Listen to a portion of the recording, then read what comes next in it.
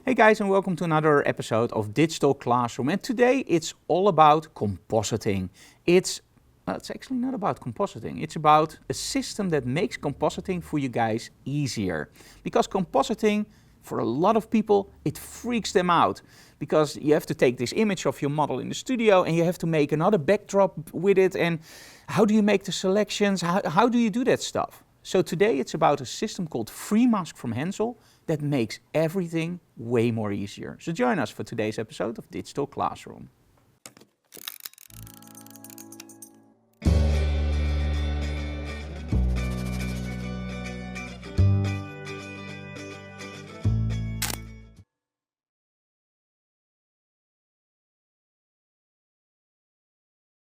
Okay guys, compositing. Now first some basic rules about compositing, and don't worry, I'm not going to go in depth, but just some very simple stuff. If you do compositing, make sure that the two images you want to combine actually fit. So if you shoot a model with lighting from the right, make sure that in your backdrop also the lighting comes from the right. If you shoot your model under an extreme low angle, make sure that if you choose the backdrop, it's always shot under an extreme low angle. It makes sense, right, when I tell it, but when you look at a lot of compositing work, you can actually see that they forgot those little details. And for example, the model is lit from the left, and in the backdrop, the light is coming from the totally opposite side. So make sure you check that out. But let's pretend that you already know this. So how do you make that perfect selection? Well, the first thing, of course, is you have to make a picture in the studio. You choose your backdrop. You can use green screen, blue screen, gray. You can choose whatever you want, whatever you find easy. And then in Photoshop you have a lot of tools. Now in Photoshop 1.0 there weren't any tools that would work. But now with Photoshop 2019 you have background removers, you have your Harry Potter stick, the magic wand, and you have a lot of other tools. But still, if you don't do compositing on a regular basis, and for example people like me, it can still be a lot of work. Now imagine being an event photographer. And you have to do it on the spot, so you shoot against a white backdrop, and on the spot you want to show your sitter in, well, a new backdrop. How do you do that? How do you do that fast? Is there somebody there just doing that retouching? No. Normally they use green screens, but green screens can have problems if, for example, you wear something that is green, or it can have a little bit of let me put it this way, it's not perfect. So, this Hensel solution called Freemask actually promises you that it will give you the perfect cutouts. And in all honesty, it does. When you shoot still lifes, like for example a phone or a product or whatever, if it's still, it's 100% perfect. Now we shoot mostly models, and in all honesty, the software really blew me away because it's, let me put it this way, 95% perfect. You only have to do a little bit, and I can do a little bit. I just can't do the whole selection with the hairs and make sure that everything shows up nicely, but that little bit I can do easily. So how do you set it up? Well, in essence, it's a really simple basic system. You have two groups, Group A and Group B, and you need a special remote, the Freemask remote from Hensel. Now, this remote makes it possible that those two groups are shot right after each other. So you put your camera on the fastest setting, frames per second, for example 10 frames a second, and you make sure that you take two shots. The first shot is Group A, that's the front. You can light your model any way you want. You can use accent lighting, you can use a beauty disc, a softbox, it doesn't matter. Whatever you guys want to do, just light your model like you would normally do against a normal backdrop. So that's Group A. Now right after that second image, Group A is totally ignored and Group B is triggered, and Group B is the backdrop. Now the backdrop should be a white backdrop, and it should be lit as perfectly as possible. Now I already hear you guys going like, hey, how do I do a white backdrop? I'm not going to tell you in this video. We have many videos online where we actually explain a white backdrop, but let me do it in short. We use two strobes on the backdrop with background reflectors, and we use two flags on the side of the model to make sure that there's no light hitting from the backdrop on our model. It's very easy to do. Now in this case, I decided to do it slightly differently. Now a lot of you guys don't want to use the light meter or don't know how to use a light meter or doesn't have a light meter that does reflective metering, or you're in a situation that's not 100% perfect. So we decided to make the backdrop a little bit darker in the corners to show you later in Photoshop and in the automated software how easy it is to correct this. So after you set it up, you use this special remote control from Hensel, Group A is fired, Group B is fired, and you end up with 2 shots. The original shot, so the shot that you want from your model, and the masked shot. So that's the white backdrop with a silhouette, if you do it perfect. So how do you combine those two? Well, let's take a look at the software, and we're going to go into 2 different software sections. We're going to go into Photoshop, where you can do it manually. And I prefer that method because you can do raw files and you can move everything around really easily and work with layer masks. And I'm also going to show you the automated software. Now do remember, the automated software is not free. You have to buy it separately. So when do you buy the automated software? Very simple. If you want to do it fast, like for example, if you do a lot of product shots and you only want to do one thing, take a picture of, for example, let's say, this beautiful Frank Doorhoff mug. You can buy it online. So let's say you want to take a picture of that and you want to do 100 shots. The automated software makes it possible to use your favorite capture software, for example Capture One or Lightroom, and it will recognize the images coming in, it will recognize the original image and the masked image. And it will always do it in A and B. And it will do everything else automatically. So that's great for product shooters, but also great for event photographers or school photographers. You take the shot and immediately your client sees a backdrop. Oh, you want another backdrop? No problem, just change the backdrop. You want another one? Change the backdrop. Imagine what that can do for your sales on events. Instead of against the normal backdrop, you can project your favorite band of that day behind your model or whatever. The ideas are endless. Now in the automated software you can export of course as on white, on black, but also on transparent. So it's really cool for all those cutouts you want to make. But you know, I can talk about it for hours. Let's just show you the software and how easy it is. So let's first go into the automated system and after that Photoshop.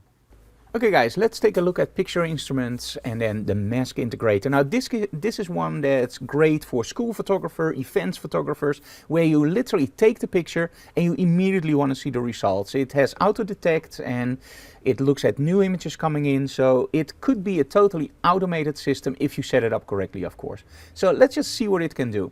So the first thing of course is up here you see the original image, the mask and the backdrop makes this. It sounds easy. Let's see if it really is that easy. Okay, first let's take the photo. Well, that's easy. Let's take this one. There we go. Okay, so now the photo is in. Let's do the mask. So that's the image of the mask. There we go. And you already see that we now have a mask. That's absolutely awesome. So you can choose here for background. You can choose for the selection. You can choose for on white, on black, or you can even put in an image. Now in this case let's just go for the theme and let's show the backdrop, and there we go. So it works really easy. As you can see here, the selection is really nice. Now you see here a little bit of black. Well, of course we can do an auto optimization of the mask. We already did that. Shrink mask already did it. So what happened? Well, maybe I moved the camera just a little bit.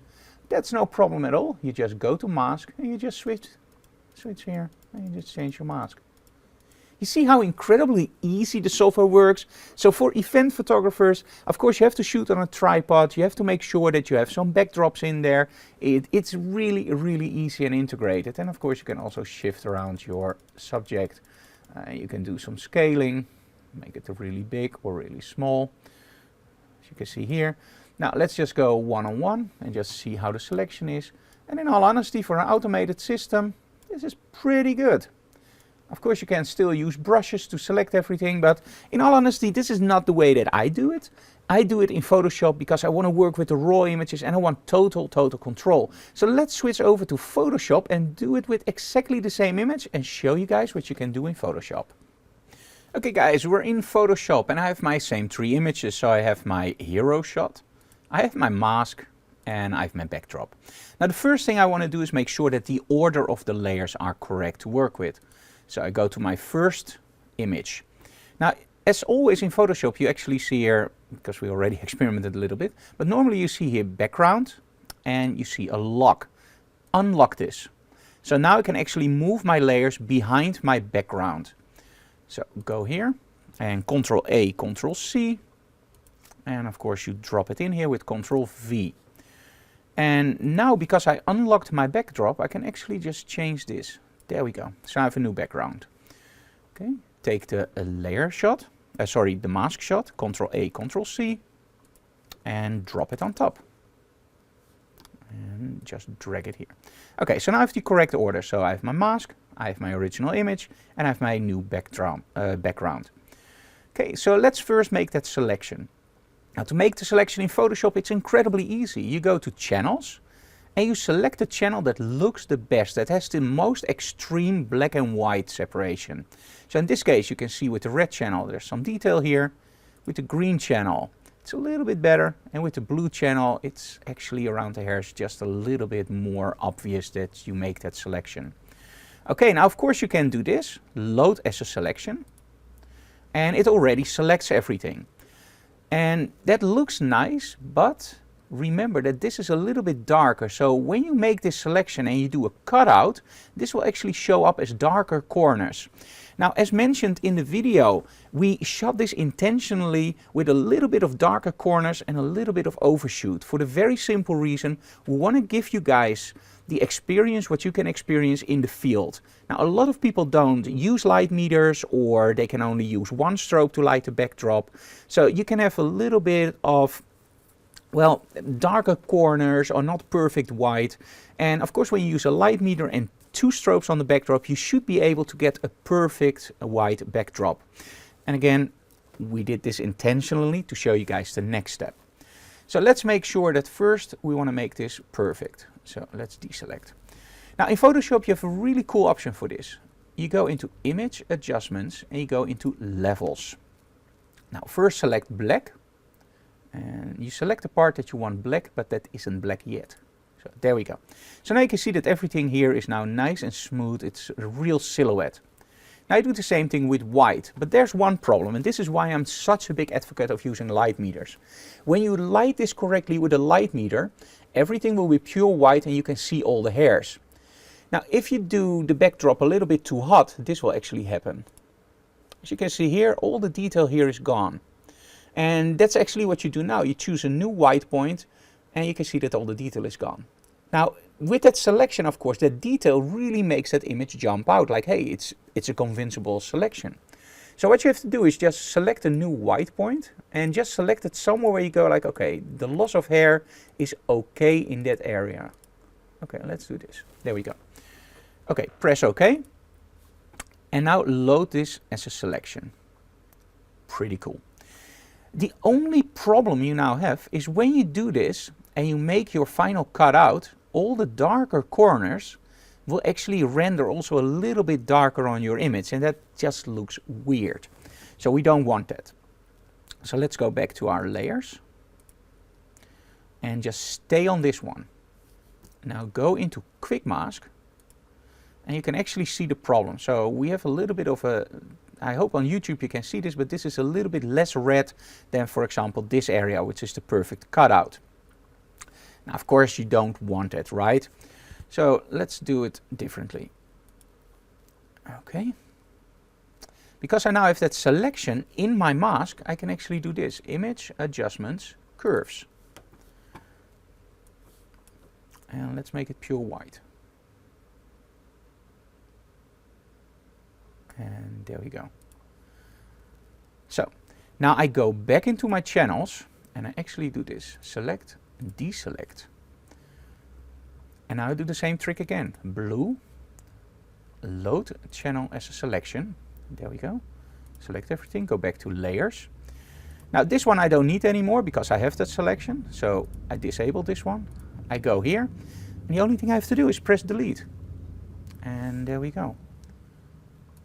Do a deselect, edit, transform scale.